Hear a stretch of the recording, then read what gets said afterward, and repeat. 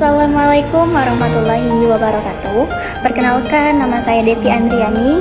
Saya dari Fakultas Keguruan dan Ilmu Pendidikan, Program Studi Pendidikan Bahasa dan Sastra Indonesia dengan NIM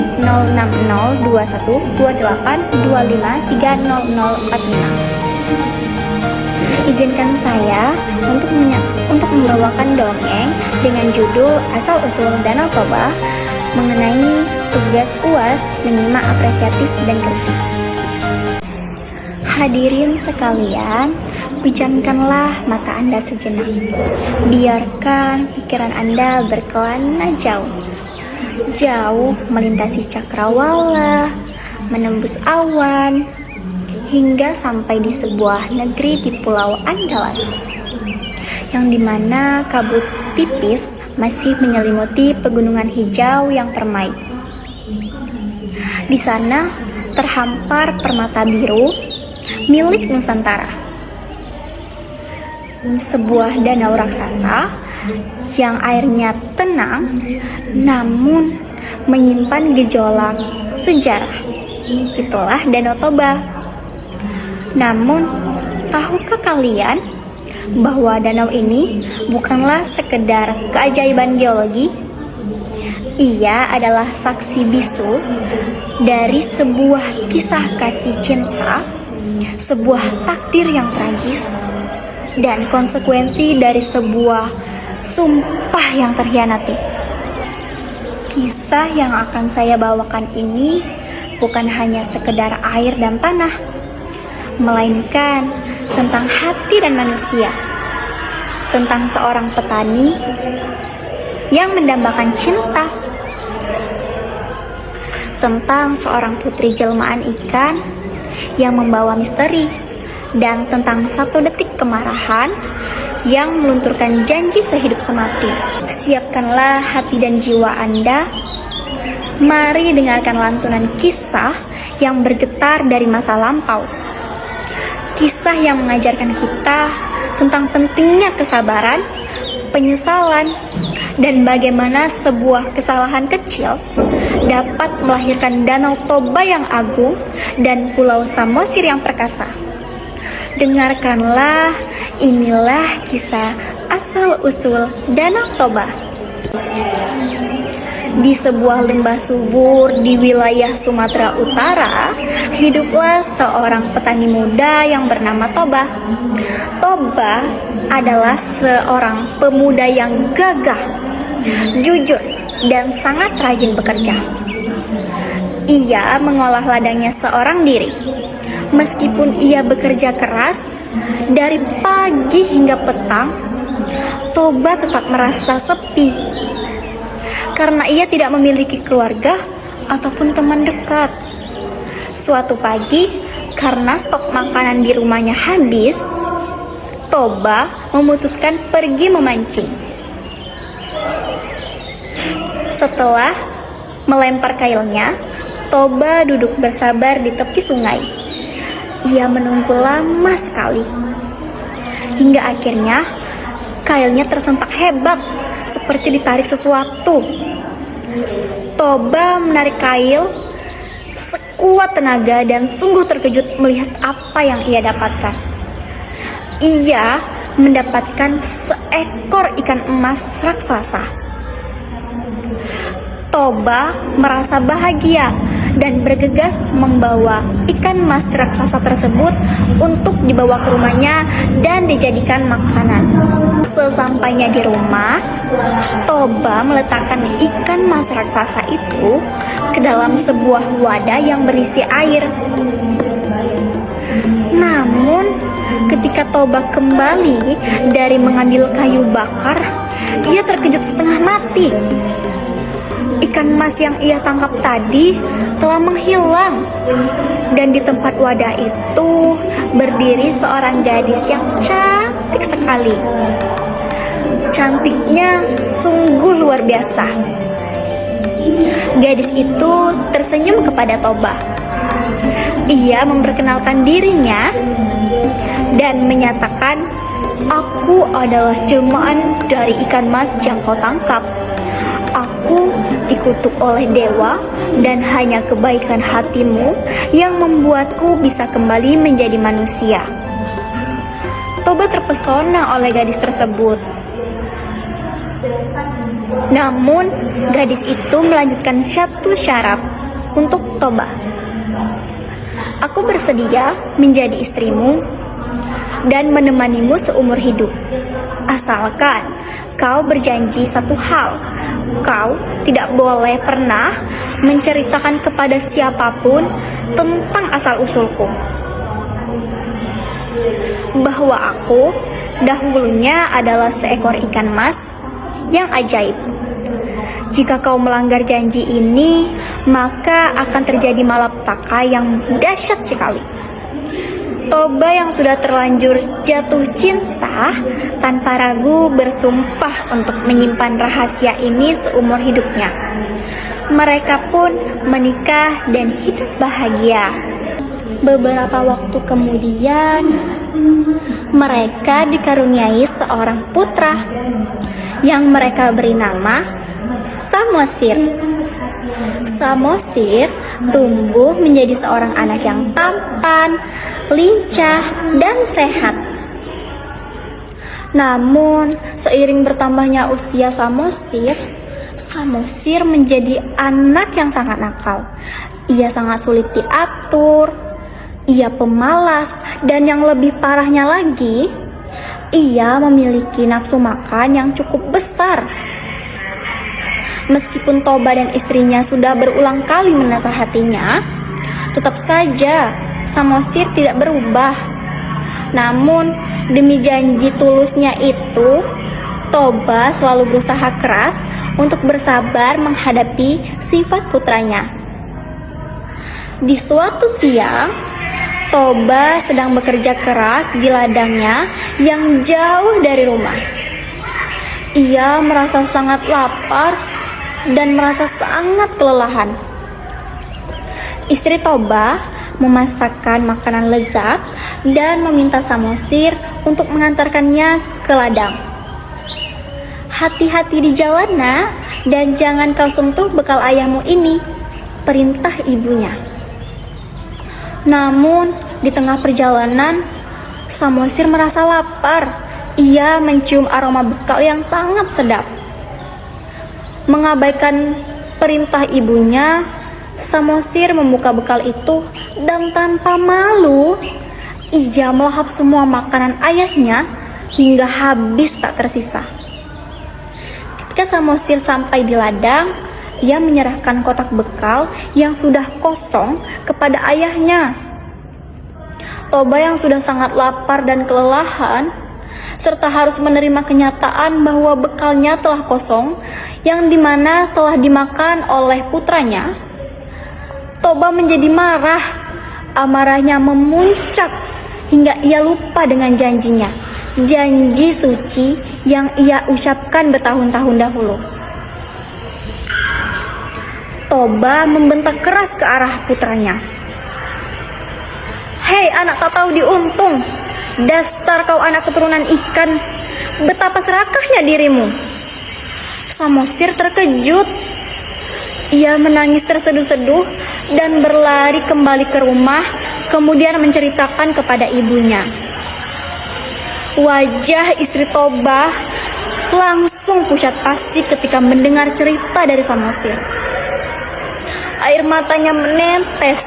Ia tahu saat itu juga bahwa janji terlarang telah dilanggar, dan malapetaka yang dahsyat akan segera tiba. Sang istri memeluk erat Samosir. "Anakku, sekarang saatnya ibu kembali ke asal-usul ibu. Pergilah, cepat kau pergi. Panjatlah pohon tertinggi di puncak bukit di belakang rumah kita, dan jangan pernah turun," titah ibunya. Setelah Samosir menuruti perintah ibunya, istri Toba berdiri di tengah halaman. Seketika itu juga tubuhnya kembali berubah menjadi wujud ikan mas raksasa. Kemudian istri Toba yang sudah menjelma menjadi ikan mas raksasa melompat ke udara dan kembali masuk ke dalam air. Saat itu juga langit di atas desa menjadi sangat gelap. Petir menyambar dan hujan badai turun dengan sangat dahsyat dan tak henti-henti. Air hujan itu mengguyur lembah dan meluap, kemudian membanjiri seluruh desa, termasuk ladang tempat bekerjanya Toba. Toba yang berada di ladang pun tidak sempat untuk menyelamatkan diri, kemudian tenggelam di telan air bah yang mengerikan. Lama-kelamaan, genangan air itu semakin besar dan dalam, menjadi sebuah danau yang sangat luas. Itulah yang kini kita kenal dengan sebutan Danau Toba. Kisah ini merupakan warisan budaya yang tak ternilai harganya, mengajarkan kita tentang konsekuensi dari pelanggaran janji dan bahayanya amukan emosi yang tidak terkontrol. Kisah legendaris dari asal-usul Danau Toba sesungguhnya adalah cerminan mendalam tentang nilai-nilai kemanusiaan dan hukum alam semesta. Pesan utamanya terletak pada pentingnya menjaga integritas diri dan menepati janji suci. Dongeng ini mengajarkan bahwa janji, terutama yang melibatkan sumpah, adalah ikatan yang tidak boleh dilanggar. Sebab pengkhianatan terhadap janji tersebut akan memicu malapetaka yang dahsyat, tidak hanya bagi individu yang bersalah, tetapi juga bagi lingkungan sekitarnya. Lebih dari itu, kisah ini menjadi peringatan keras tentang bahaya amarah yang tidak terkendali. Tragedi dimulai ketika Toba yang dikuasai oleh emosi sesaat karena kekecewaan dan kelelahan, melupakan sumpah terbesarnya. Hal ini menunjukkan betapa destruktifnya satu momen hilang kendali dan betapa pentingnya bagi kita untuk selalu mengedepankan kesabaran dan pengendalian diri, terutama dalam menghadapi kesulitan atau kekecewaan yang datang dari orang terdekat.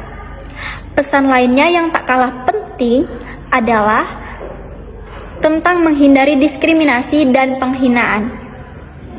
Sebab Toba merendahkan putranya dengan menyebut-nyebut asal-usul istrinya yang unik. Hal ini mengingatkan kita bahwa kata-kata yang menyakitkan, terutama yang merendahkan latar belakang seseorang, dapat memicu konsekuensi yang fatal.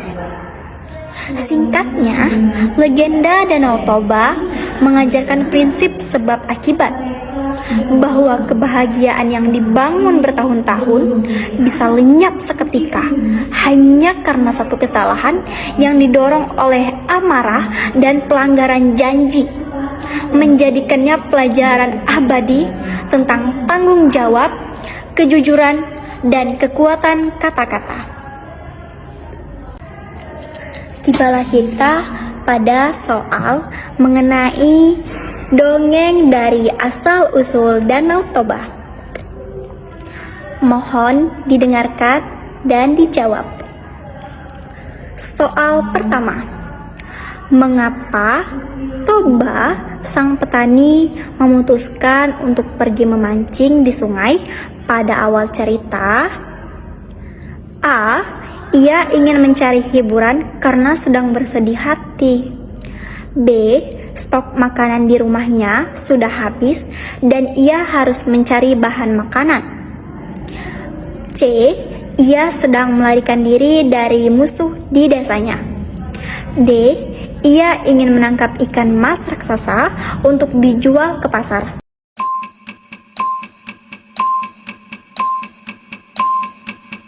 Soal kedua, ciri fisik apakah yang paling mencolok dari ikan mas ajaib yang ditangkap oleh Toba? A. Bersisik perak dan sangat kecil. B. Bersisik hitam dan memiliki sungut panjang. C. Bersisik emas, berukuran sangat besar, dan matanya memancarkan cahaya lembut. Atau D. Bisa berbicara dan meminta dilepaskan.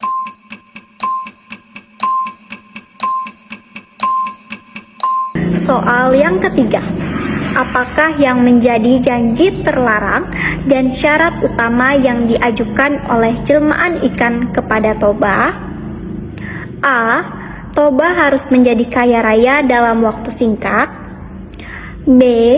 Toba tidak boleh menikah lagi setelah menikahinya. C. Toba harus selalu memberi makan ikan-ikan di sungai. Atau D. Toba tidak boleh menceritakan asal-usulnya dari ikan kepada siapapun.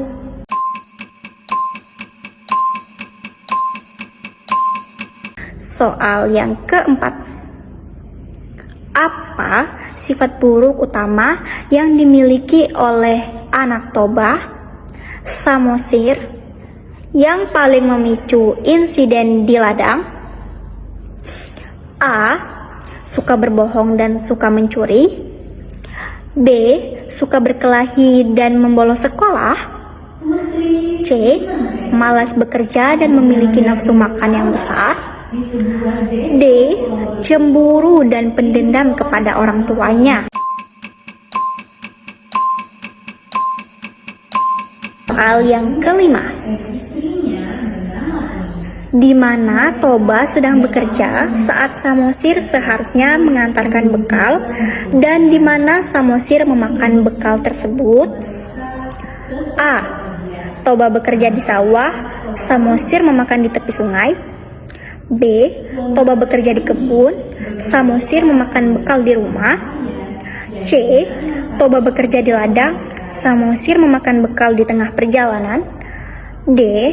Toba bekerja di hutan, Samosir memakan bekal bersama teman-temannya.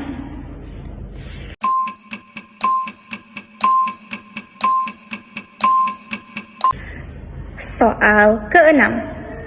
Kata-kata penghinaan apa yang diucapkan oleh Toba yang secara langsung melanggar sumpah sucinya? A.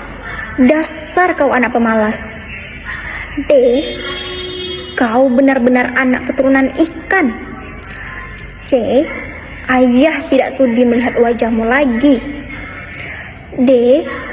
Kau lebih buruk dari binatang. Soal ketujuh. Pesan moral apa yang paling utama yang dapat diambil dari pelanggaran janji Toba dan akibatnya adalah: A. Kita harus pandai memancing di sungai yang tepat. B. Setiap janji, terutama yang penting, harus ditepati karena pelanggarannya membawa konsekuensi serius. C. Tidak boleh menikahi orang yang memiliki rahasia di masa lalu. Atau D. Anak yang nakal harus segera dihukum sekeras-kerasnya.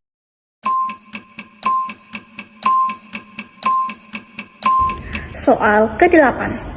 Mengapa sang istri meminta Samosir untuk segera naik ke bukit tertinggi, sedangkan ia sendiri memilih kembali ke asal-usulnya? A. Ia ingin Samosir mencari pertolongan dan dukun di desa sebelah. B. Ia ingin Samosir melihat ayahnya dihukum dari tempat yang tinggi. C.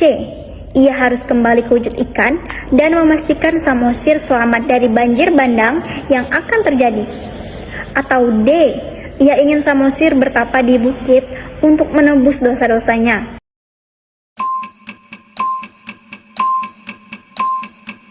Soal ke-9. Bencana alam apa yang terjadi setelah istri Toba kembali menjadi ikan yang kemudian membentuk Danau Toba? A. Angin topan dan tanah longsor yang besar. B. Gempa bumi yang menyebabkan retakan besar di tanah. C. Hujan badai yang sangat deras dan tak henti-henti menyebabkan banjir bandang. D. Letusan gunung berapi yang menimbun desa.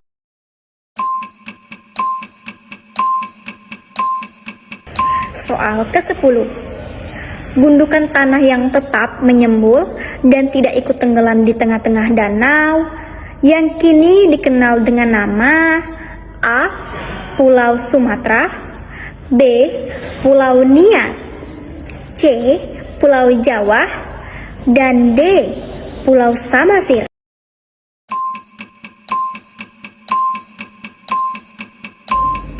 Dan begitulah hadirin sekalian, tuntaslah perjalanan imajinasi kita menuju dataran tinggi Sumatera Utara, menuju sebuah lembah yang ditelan air mata dan penyesalan. Kita telah menyaksikan betapa tipisnya batas antara kebahagiaan abadi dan malapetaka yang dahsyat. Kita belajar dari Toba bahwa amarah sesaat bisa menghancurkan janji suci yang telah dibangun bertahun-tahun lamanya. Kita belajar dari Danau Toba bahwa alam semesta akan selalu menagih pertanggungjawaban atas setiap kata-kata yang terucap. Dan kita melihat Samosir sebagai simbol harapan yang tersisa. Sebuah pulau kokoh di tengah danau, sebuah pulau kokoh di tengah badai yang mengingatkan kita bahwa selalu ada kesempatan untuk selamat jika kita berada di tempat yang benar. Biarlah kisah ini tidak hanya menjadi kenangan semata, tetapi menjadi pengingat yang bersemayam di hati kita masing-masing.